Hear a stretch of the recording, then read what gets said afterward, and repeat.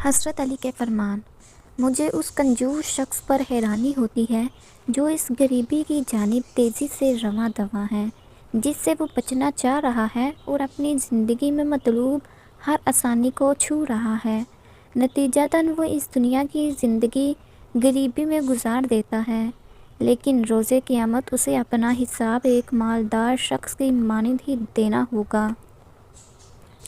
لیکن ایک ایسا شخص جو کہ نیکی کا کام کرنے کے بعد خود کو دوسروں سے اعلیٰ اور برتر سمجھنے لگتا ہے اور خود کو بے خوف سمجھ رہا ہوتا ہے، اس طرح وہ اپنے نیک کام کی فضیلت کو ختم کر لیتا ہے اور اجر سے محروم رہتا ہے۔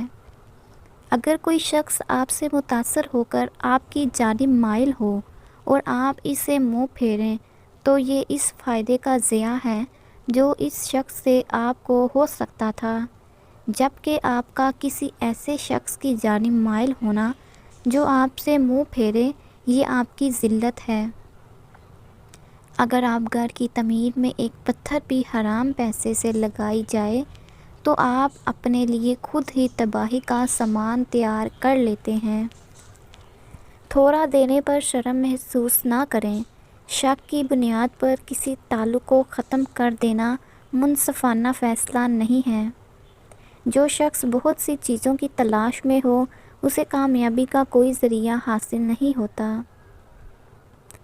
اگر آپ مہمان نہیں ہیں تو شفقت اور مہربانی کا طریقہ اختیار کریں، کیونکہ بہت سے جب کسی دوسرے کی نقل اتارتے ہیں تو ان جیسے بن جاتے ہیں۔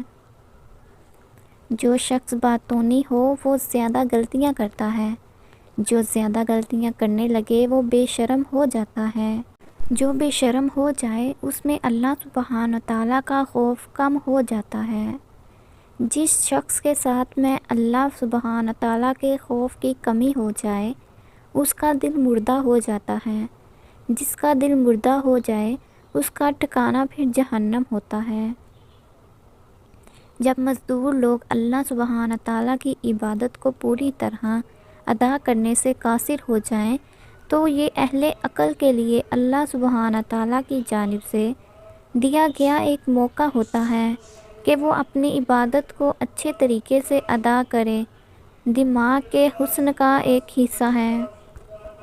قیامت کے دور تک سب سے زیادہ افسوس اس شخص کو ہوگا جس نے حرام ذرائع سے دولت کمائی ہوگی، حالانکہ اس دولت کا وارث ایک ایسا شخص ہوگا جو اس دولت کو اللہ سبحانہ تعالیٰ کی فرمانبرداری میں خرچ کرتا ہو اور اس وجہ سے اسے جنت میں داخل کیا جائے، لیکن پہلے والے شخص کو حرام ذرائع کا استعمال کرنے کی بنیاد پر جہنم میں دھکیل دیا جائے گا۔